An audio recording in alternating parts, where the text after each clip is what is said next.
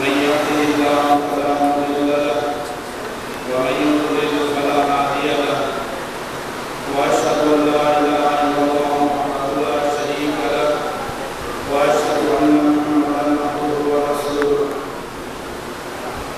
يا أيها الذين آمنوا اتقوا الله حق تقاته ولا تموتن إلا وأنتم مسلمون يا أيها الناس اتقوا ربكم الذي خلقكم من نفس واحدة وخلق منها زوجها وبث منهما رجالا كثيرا ونساء واتقوا الله الذي تساءلون به والأرحام إن الله كان عليكم رقيبا يا أيها الذين آمنوا اتقوا الله وقولوا قولا سديدا يصلح لكم أعمالكم ويغفر لكم ذنوبكم ومن يطع الله ورسوله فقد فاز فوزا عظيما أما بعد فإن خير الحديث كتاب الله وخير الهدي هدي محمد صلى الله عليه وسلم وشر الأمور محدثاتها وكل محدثة بدعة وكل بدعة ضلالة وكل ضلالة في النار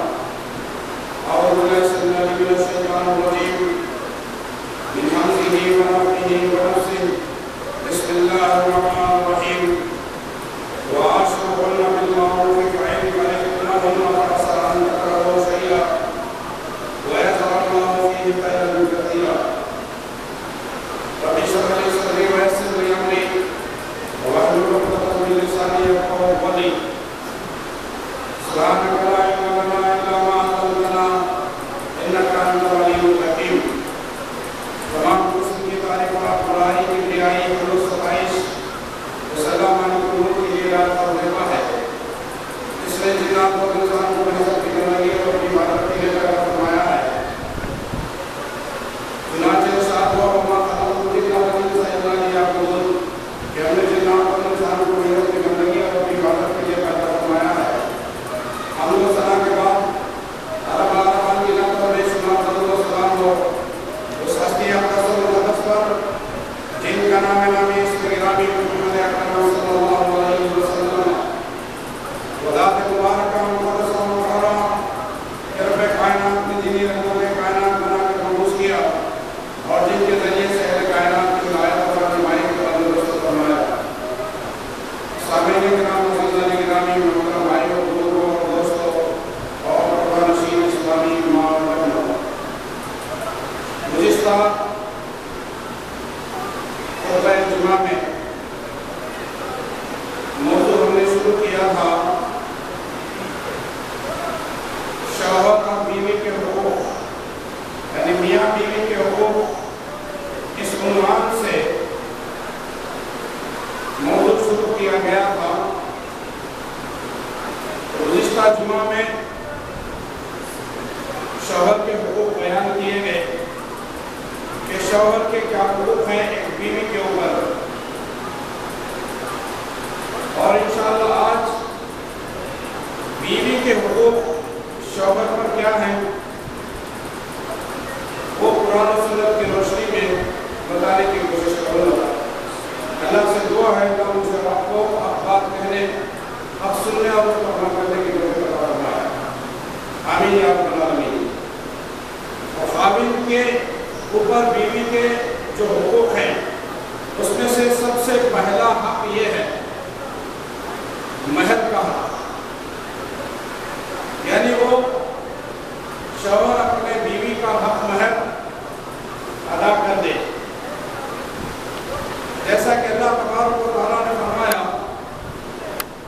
وَآتُوا النِّسَاءَ صَدَقَاتِهِنَّ نِحْلًا فَإِن طِبْنَ لَكُمْ عَنْ شَيْءٍ مِّنْهُ نَفْسًا فَكُلُوهُ هَنِيئًا مَرِيئًا سورہ نساء آیت نمبر 4 اللہ تبارک و تعالیٰ فرماتے ہیں اور عورتوں کو ان کے مہر راضی خوشی دے دیا کرو ہاں اگر وہ خود اپنی خوشی سے کچھ مہر چھوڑ دیں تو اسے شوق سے خوش ہو کر کھاؤ اس آیت کے اندر اللہ تبارک و تعالیٰ نے مردوں کو یہ حکم دے رہا ہے کہ وہ اپنی عورتوں کے حق مہر راضی خوشی دے دیا کرو خوشی کے ساتھ تنگی محسوس کرتے ہوئے مہر ادا نہیں کرنا بلکہ یہ عورت کا حق ہے بیوی کا حق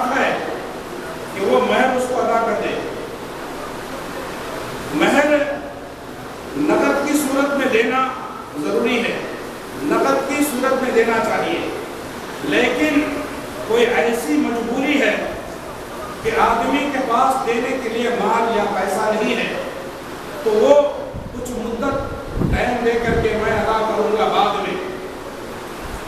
بعد میں ادا کروں گا، ایسا بھی جائز ہے، لیکن جو ہے افضل یہی ہے کہ آدمی حق مہر فوراً ادا کر دے، عورت سے ملنے سے پہلے اس کا حق ادا کر دینا یہ بہتر ہے، اور راضی خوشی سے ادا کرنا چاہیے۔ اور اللہ کے رسول صلی اللہ علیہ وسلم نے فرمایا جو شخص کم یا زیادہ حق مہر پر کسی عورت سے شادی کرے اور اس کے دل میں مہر ادا کرنے کی نیت نہیں ہے کہ بھائی بس لکھ دو بعد میں دے دیں گے، اب قاضی صاحب لکھ دیے، ایک تو جو ہے مہر معجل ہے، ایک مہر مؤجل ہے۔ مؤجل یعنی اسی وقت ادا کر دینا، اور دوسرا مؤجل یعنی کہ بعد میں تاخیر سے مؤخر کر کے جو ہے جو مہر ادا کیا جاتا ہے، وہ کیا کرتے شان سے آدمی 50,000 مہر لکھ دو، 1 لاکھ کا مہر لکھ دو، یا 25-30 ہزار کا مہر لکھ دو، لیکن اس کے دل کے اندر یہ نیت ہے کہ مجھے دینا نہیں ہے، خالی لکھانے میں کیا حرج ہے۔ اگر ایسا کر کے اللہ کے رسول صلی اللہ علیہ وسلم کی حدیث، اللہ کے رسول صلی اللہ علیہ وسلم فرماتے ہیں اگر اس کے دل میں اس کا حق اسے ادا کرنے کا نہیں ہے، خیال ہی نہ ہے اس کے دل کے اندر، تو اس سے دھوکہ کرتا ہے، یعنی بیوی سے وہ دھوکہ کرتا ہے، اور وہ اس حال میں اگر اس کی موت آ جائے، اگر اسی حال میں اس کی موت آ جائے کہ مرنے سے پہلے اس نے بیوی کا مہر ادا نہیں کیا، تو اللہ کے رسول صلی اللہ علیہ وسلم نے فرمایا کہ اللہ تبارک و تعالیٰ اس کو قیامت کے دن اس حال میں اٹھائے گا کہ وہ زانی ہو کر کے اٹھے گا۔ زانی یعنی زنا کرنے والا، یعنی جتنی زندگی اس نے اپنی بیوی کے ساتھ گزاری، جتنی راتیں اس نے اپنی بیوی کے ساتھ گزاری، گویا کہ اس نے زنا کیا۔ اللہ ہم سب کی دعا کرے۔ میرے بھائیوں، اپنے بیویوں کا حق مہر ادا کر دو، ورنہ گنہگار ہو گئے جہنم میں جائے گا۔ یہ بڑا اللہ کے رسول صلی اللہ علیہ وسلم کا فرمان ہے، زانی بنا کر کے اٹھایا جائے گا، اور زنا کی سزا اللہ تبارک و تعالیٰ دیں گے، اور زنا کی سزا دنیا کے اندر ہے کہ اس کو رجم کیا جائے۔ اگر شادی شدہ ہے تو شادی شدہ زنا کرنے والے کو اس کو پتھر مار مار کے اس کی جان لے لی جائے، یہ سزا اسلام کی دنیا کے اندر۔ اگر غیر شادی شدہ ہے تو اس کو کوڑے مارے جائیں گے، اگر شادی شدہ زنا کر رہا ہے تو اس کو مرنے تک مارنا ہے، پتھر مار مار کے اس کو مار ڈالنا۔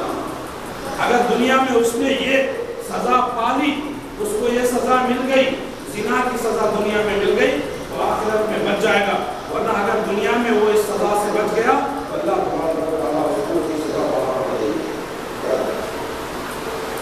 تو مہر جو ہے وہ عورت کا سب سے پہلا حق ہے، اس کو جو ہے ادا کرنا لازم اور ضروری ہے۔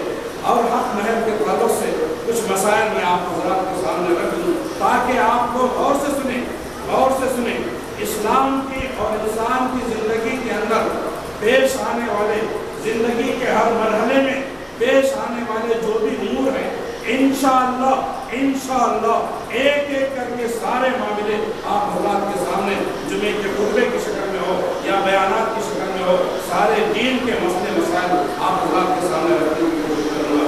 سوال یہ ہے کہ آپ خطبے کو، بیان کو، تقریر کو بڑی دلچسپی کے ساتھ سنیں، اس نیت سے بیٹھ کر کے سنیں کہ میں سنوں گا اور اس پر عمل کروں گا۔ یہ نہیں خالی جو ہے رسم پورا کرنے کے لیے اگر بیٹھ رہے ہیں تو میرے بھائیوں اس میں نہ اجر ملے گا نہ آپ کو آپ کی نیت لے کر کے بیٹھیں کہ میں خطبہ جو میں سننے بیٹھا ہوں اس پر میں عمل کروں گا، اس نیت سے بیٹھیں گے، اللہ تبارک و تعالیٰ نیتوں پہ اجر دینے والے ہیں۔ اگر آپ عمل کر لیں گے تو اس کا اجر اور زیادہ آپ کو ملنے والا ہے۔ تو اس کے مسائل میں سے شریعت میں حق مہر کی مقدار متعین نہیں کی گئی، یعنی کہ مہر کتنا دینا، اتنا دینا، اتنا دینا، یہ فکس نہیں کیا گیا۔ مہر آدمی کی استطاعت کے مطابق مہر جو ہے وہ طے کرنا چاہیے۔ اس کی طاقت ہے 10,000 دے سکتا ہے 10,000 دے، اس کی طاقت ہے 5,000 دے سکتا ہے 5,000 دے، اس کی طاقت ہے 50,000 دے سکتا ہے 50,000 دے، لیکن طاقت سے زیادہ مہر نہیں لکھانا چاہیے، طاقت سے زیادہ مہر نہیں لکھانا۔ مہر کم دینا افضل ہے، देना अफजल है, ताकि आसानी अदा करने में आसानी हो। महर आप कम फिक्स करेंगे तो आपको अदा करना आसान होगा, नहीं आप ज्यादा दिखा देंगे तो ऐसा ना हो कि जिंदगी भर आप अदा ही न कर सकें। तो लिहाजा आप जो है उसको आपकी ताकत के मुताबिक जो है वो महर फिक्स करना चाहिए। यहाँ पर मामला ऐसा होता है कि जो है अब लड़के वाले लड़की से पूछते हैं कि भाई तुम कितने लाख देंगे, 2 लाख, 3 लाख, 4 लाख, 5 लाख। चलो 5 लाख पे बात तय हो गई। 5 लाख में लड़का बिक गया, 5 लाख में अपने बेटे को लोगों को बेच दिया, बाप ने, माँ बाप ने अपने इकलौते बेटे को, अपने जो है चहीते बेटे को वो 4 लाख में, 5 लाख में वो फरोख्त कर रहे हैं, वो बेच रहे हैं। 5 लाख का जो है वो घोड़े जोड़े की रकम तय हो गई।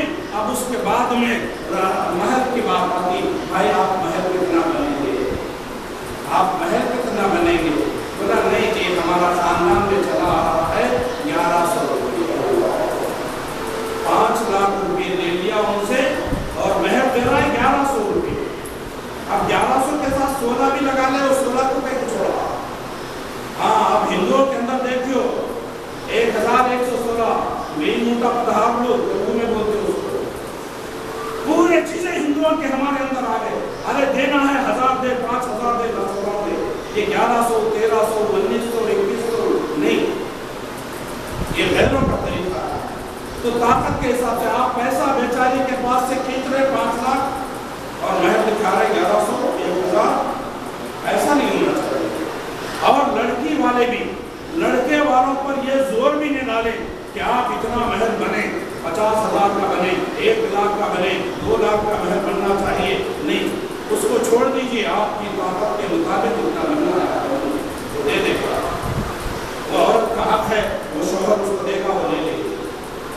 तो इस तरह से महर जो है मुतय्यन नहीं किया गया है और उसे इतना हक महर तय करना चाहिए जितना वो आसानी से अदा कर सकता है। लेकिन इस दौर में कई लोग बहुत निकाह को बड़ा चढ़ा करके जो है वो महर निकाह देते हैं, लेकिन बाद में जो है वो अदा नहीं कर सकते, लिहाजा अदा नहीं करते। और बाद लोग क्या करते हैं कि अब महर निकालों से अब लिखा दिए उधार का महर लिखा दिए।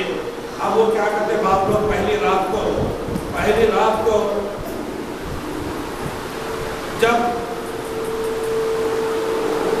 शौहर जो है बीवी के करीब जाता है तो उससे दरख्वास्त करते हैं। ऐसे लोग भी जो है बात सुनने में आती है कि पहली रात को ही महर माफ करा दिए। बोला महर माफ कर दो, बेचारी नई नवेली दुल्हन बच्ची है, उसको मालूम नहीं, दुनिया मालूम नहीं, दीन मालूम नहीं, ये महर के बस में मालूम नहीं, माफ कर दो। ठीक है जी मैं माफ कर दूँ, तो बेचारी क्या करेगी? ठीक है शौहर है मेरा, इतना मालूम कि शौहर की बात सुनना, इताअत करना, उसकी खिदमत करना। लिहाजा वो पहली रात को आकर के उसको गुजारिश करता कि महर माफ कर दे, तो माफ कर देता। अब बात लोग क्या करते, मरने तक महर अदा नहीं करते। जब शौहर मर गया अब वो बेचारी को लेकर के आते उसके पास, महर माफ करो जी, महर माफ करो। उसके पीछे पड़ जाते और पूरे वो शौहर के उसकी लाश के पास बिठा करके महर माफ करो। वो बेचारी अगर नहीं माफ करेंगे उसको ताना देते, देखो कैसी औरत है, शौहर मरा हुआ पड़ा है और ये हक महर जो है ये माफ नहीं करती है, कैसी जालिम औरत है। वो जरूरी नहीं है कि उसको माफ करें, वो नहीं माफ कर। इस तरह से जरूरी जोर जबरदस्ती अगर आप महर माफ कराएंगे तो वो महर माफ नहीं होगा। महर माफ होगा उसी वक्त जब औरत अपनी खुशी से, अपनी राजी से महर माफ करे। अपनी राजी और अपनी खुशी से, अपनी पसंद से महर अगर माफ करती है, पूरा माफ करती है या महर में से कुछ हिस्सा माफ करती है तो वो महर माफ होगा, वरना किसी के जोर जबरदस्ती से माफ कराया हुआ महर वो माफ नहीं होता। अल्लाह से डरना चाहिए कि जो है इस तरह का जो है लोगों को औरतों को जो है लबा करके, डरा करके जो है हक महर जो है माफ कराने की कोशिश नहीं करना चाहिए। और जितनी ताकत है उतना बनो, क्योंकि अल्लाह तबारक व तआला क्या फरमाया, ला युकल्लिफुल्लाहु नफ्सन इल्ला वुसअहा। अल्लाह तबारक व तआला किसी के ऊपर जो है उसकी ताकत से ज्यादा बोझ नहीं डालते, ताकत से ज्यादा बोझ डालना नहीं चाहता अल्लाह तबारक।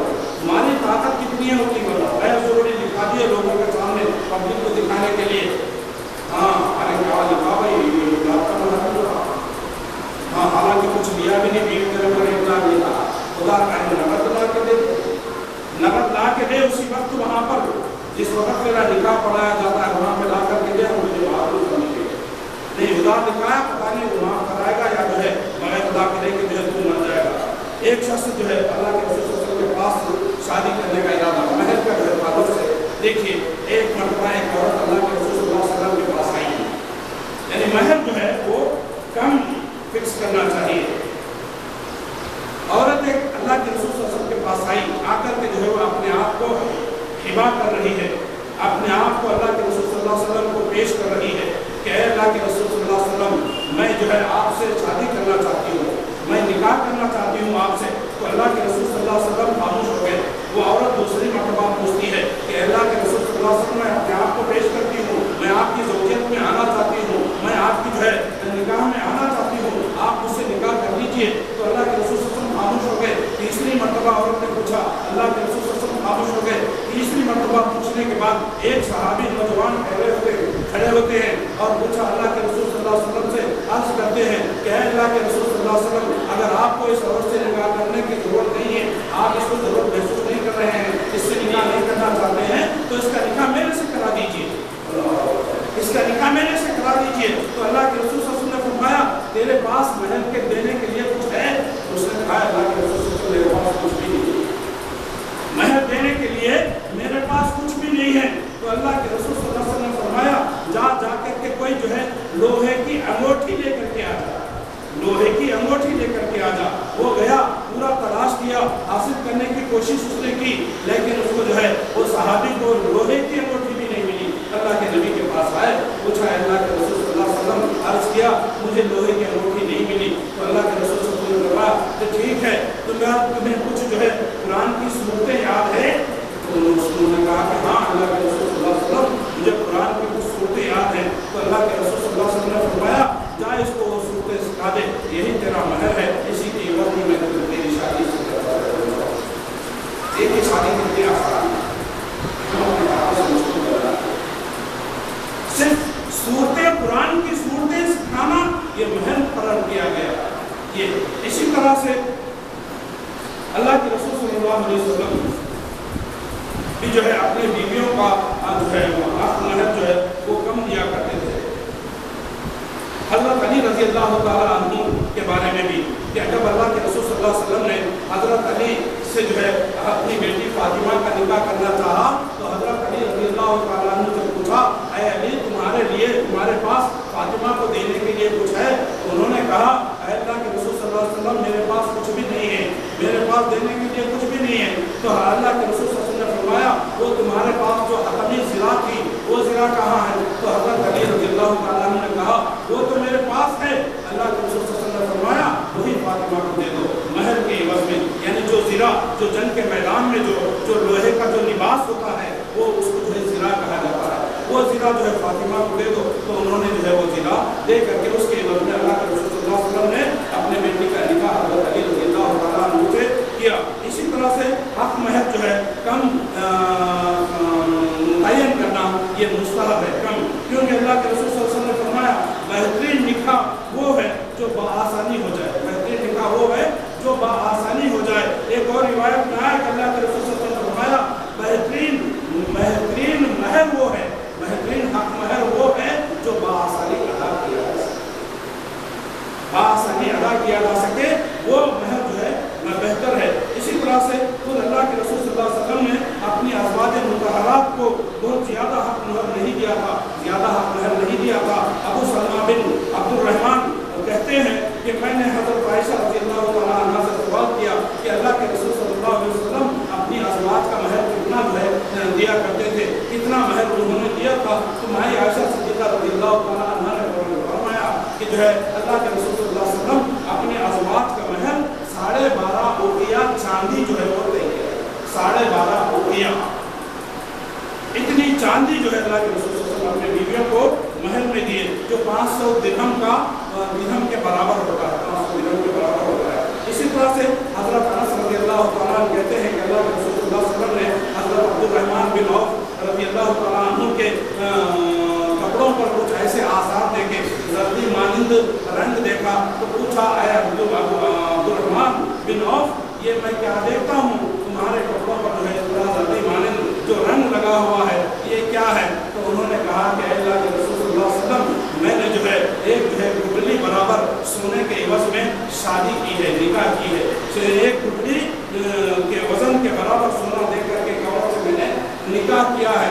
اللہ کے رسول صلی اللہ علیہ وسلم. میرے بھائیوں دیکھیے یہاں پر کیا تعلیم ہم سے مل رہی ہے, اس حدیث سے ہمیں کیا سبق مل رہا ہے. اور صحابی رسول جو عبد الرحمن بن عوف رضی اللہ تعالیٰ عنہ, جن کے بارے میں اللہ کے رسول صلی اللہ علیہ وسلم نے فرمایا کہ یہ جنتی ہے, دنیا کے اندر ان کو جنت کی بشارت ہو گئی. وہ عشرہ مبشرہ میں سے, وہ 10 صحابہ میں سے ایک ہیں جن کے بارے میں اللہ کے رسول صلی اللہ علیہ وسلم نے جنت کی بشارت دنیا کے اندر دے دی تھی. وہ شادی کر رہے ہیں اور اللہ کے رسول صلی اللہ علیہ وسلم کو اس کا علم بھی نہیں, وہ نکاح کر لیے. نبی کے پوچھنے پر بتا رہے ہیں کہ یہ کیا ہے, تو کہا کہ میں نے نکاح کیا ہے.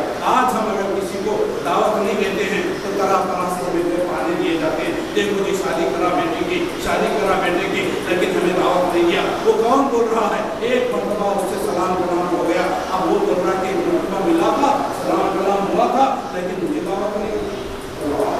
صحابی نبی کو دعوت نہیں دے رہے, شادی کرنے نکاح ہو رہا. اللہ کے رسول صلی اللہ علیہ وسلم نے کہا بہت اچھا کیا, ولیمہ کرو. ولیمہ کرو کا ایک بکری سے ہی کیوں نہ ہو, ایک بکری جمع کر کے ہی کیوں نہ ہو تو ولیمہ کرو. یعنی ولیمہ کرنا یہ مسنون ہے, سنت ہے. عرب جو ہے عرب کا کھانا وغیرہ کھانا کھلانا یہ سنت نہیں ہے. تو لہٰذا یہاں پر جو ہے بات یہ آ رہی کہ ایک گٹلی سونے کے برابر انہوں نے مہر دے کر کے شادی کی تھی, اور بڑا چڑھا کر حق مہر کرنا شرعاً جو ہے وہ مرغوب نہیں ہے. حضرت ابو ہریرہ رضی اللہ تعالیٰ عنہ کہتے ہیں کہ ایک شخص اللہ کے رسول صلی اللہ علیہ وسلم کی خدمت میں حاضر ہوا اور اس کو آپ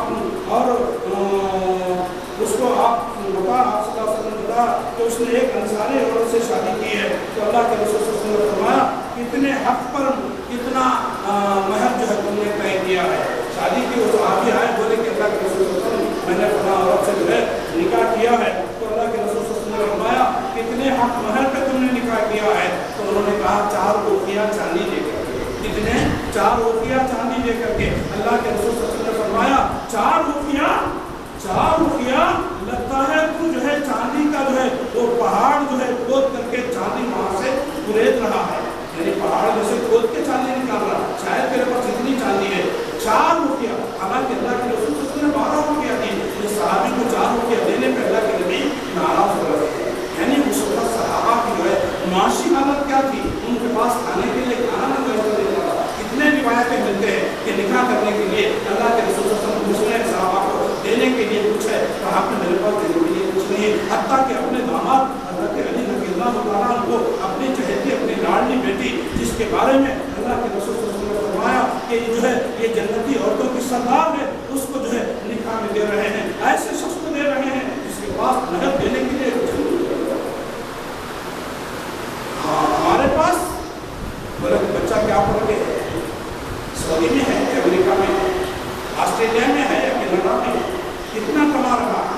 وہ نہیں پوچھتے کہ اس کے اخلاق کیسے ہیں, اس کی کردار کیسے ہیں, اس کے کیریکٹر کیا ہے, وہ نمازی ہے کہ نہیں ہے, وہ قرآن پڑھا کہ نہیں پڑھا, دینی تعلیم اس کے پاس ہے کہ نہیں ہے, یہ نہیں پوچھا جاتا. لڑکی کو دیکھنے جاتے ہیں, لڑکی کا قد دیکھا جاتا ہے, اس کی لمبائی کو دیکھا جاتا ہے, اس کے چہرے کو دیکھا جاتا ہے, اس کی خوبصورتی کو, اس کا رنگ دیکھا جاتا ہے, اس کے بال دیکھے جاتے ہیں, اس کی چال دیکھی جاتی ہے, اس کی دال دیکھی جاتی ہے. لیکن میرے بھائیوں کوئی یہ نہیں پوچھتا کہ بھائی بچی نماز نہیں پوچھتے, نماز کے بارے میں ذکر نہیں ہوتا, روزہ صوم و صلات کی پابند ہے یا نہیں ہے, یہ نہیں دیکھا جاتا. اس کو دیکھا جاتا ہے تو بھائی بی ٹیک کری کہ نہیں کری. آج کل بی ٹیک کا بھی رواج بہت ہو گیا, بچے کر رہے ہیں الحمدللہ, بچیوں بھی بی ٹیک, سب بھی بی ٹیک. بی ٹیک تو اتنا آسان ہو گیا, سستا ہو گیا, سارے بی ٹیک میں جو ہے پڑھے ہوئے ہیں. پڑھائی آپ الحمدللہ, پڑھائی سے جو اسلام نہیں رکھا, لیکن میرے بھائیوں دینی تعلیم نہیں دیجیے, اپنی اولاد کو دینی تعلیم دیجیے, دینی تربیت دیجیے. دینی تربیت نہیں دے رہے, ان کو دین کا علم نہیں آ رہا ہے, اسی لیے ہماری اولاد, ہمارے بچے, ہماری بچیاں جو ہے یہ بگڑ رہی ہیں. تو لہٰذا میرے بھائیوں اس وقت کیا دیکھا جاتا تھا کہ بھائی مہر کے لیے کچھ بھی نہیں ہے, بس جو ہے کچھ نہ کچھ جو ہے دے کر کے شادی کر دو, بس اللہ کے رسول صلی اللہ علیہ وسلم کر جاؤ میں تمہارا نکاح کے ساتھ کر دیا, بڑا آسانی کے ساتھ جو ہے کا ہو جاتا تھا. اسی طرح سے حضرت جابر رضی اللہ تعالیٰ عنہ سے روایت ہے کہ اللہ کے رسول صلی اللہ علیہ وسلم حجۃ الوداع کے موقع پر جو خطبہ دیا اس میں ارشاد فرمایا تھا عورتوں کا تم پر حق یہ ہے کہ تم انہیں عرف عام کے مطابق خوراک اور پوشاک کرو. تیسرا حق جو ہے, دوسرا حق کیا ہے مردوں کا عورتوں پر, عورتوں کا حق مردوں پر. دوسرا حق کیا ہے کہ نان ملک کا دینا, یعنی ان کو کھانا, ان کو کپڑا, ان کو رہنے کے لیے مکان کا انتظام کرنا اور ان کی جائز ضروریات کو پورا کرنا یہ بیوی کا حق ہے شوہر کے اوپر. نان اور نلکا اور رہائش مہیا کرے اور اس کے جائز اخراجات کو وہ پورا کرنا یہ بیوی کا حق ہے شوہر کے اوپر. جابر رضی اللہ تعالیٰ عنہ سے روایت ہے کہ عورتوں کا تم پر حق یہ ہے کہ تم انہیں عرف عام کے مطابق خوراک اور پوشاک مہیا کرو. مسلم شریف کی حدیث ہے. اور ایک اور روایت میں ہے بیوی کا خاوند پر کیا حق ہے. پوچھا گیا اللہ کے رسول صلی اللہ علیہ وسلم سے کہ بیوی کا خاوند پر کیا حق ہے, تو اللہ کے رسول صلی اللہ علیہ وسلم نے فرمایا اس کا حق یہ ہے کہ جب تم خود کھاؤ تو اس کو کھلاؤ, جب تم پہنو تو اس کو پہناؤ. یعنی جو کھانا تم کھاتے ہو وہی کھانا اس کو کھلاؤ, جو کپڑا تم پہنتے ہو اسی مقدار میں اسی جو ہے قیمت کا کپڑا تم اپنی بیوی کو بھی پہناؤ اور اس کے لیے جو ہے رہنے کے لیے جو انتظام کرو, رہنے کا انتظام کرو اور اس کے جائز امور اور اس کے جائز کاموں کا جو ہے جائز جو ہے چیزوں کا جو ہے اس کا انتظام کرو. اس کو میڈیکیشن دینا ہے, اس کو جو ہے جو بھی سہولتیں جائز چیزیں ہیں وہ جو ہے اس کو دینا یہ شوہر کی ذمہ داری فرائض میں سے ہے. بیوی کا حق ہے اس کو دینا. اللہ کے رسول صلی اللہ علیہ وسلم کی روایت میں آتا کہ جب آدمی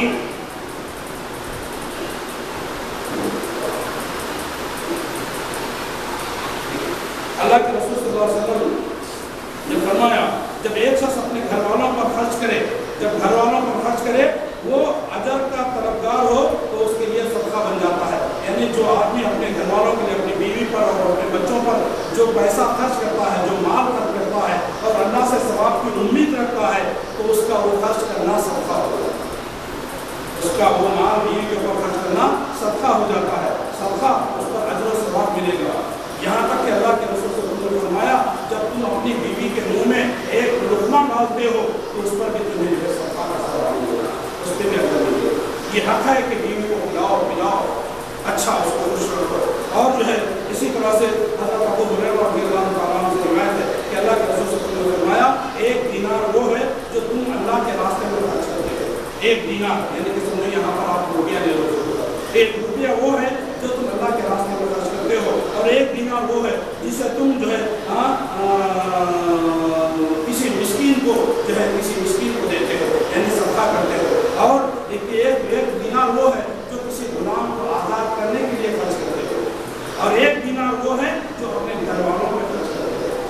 4 قسم کے دینار, ایک اللہ کے راستے میں خرچ کیا, ایک جو ہے غلام کو آزاد کرنے کے لیے خرچ کیا جاتا ہے, اور ایک جو ہے صدقہ کیا جاتا ہے, اور ایک دینار وہ ہے جو اپنے بیوی بچوں کو جو ہے بیوی بچوں کو خرچ کیا جاتا ہے. اللہ کے رسول صلی اللہ علیہ وسلم نے فرمایا ان میں سے سب سے بہتر دینار وہ ہے جو تم اپنے بیوی بچوں کو صدقہ کرنے سے زیادہ, اللہ کے راستے میں خرچ کرنے سے زیادہ, اور جو ہے صدقہ کرنے سے زیادہ جو ہے میاں بیوی کے اپنے بیوی بچوں کو خرچ کرنے کا مال ہو زیادہ جو بہتر اللہ کے رسول صلی اللہ علیہ وسلم نے فرمایا.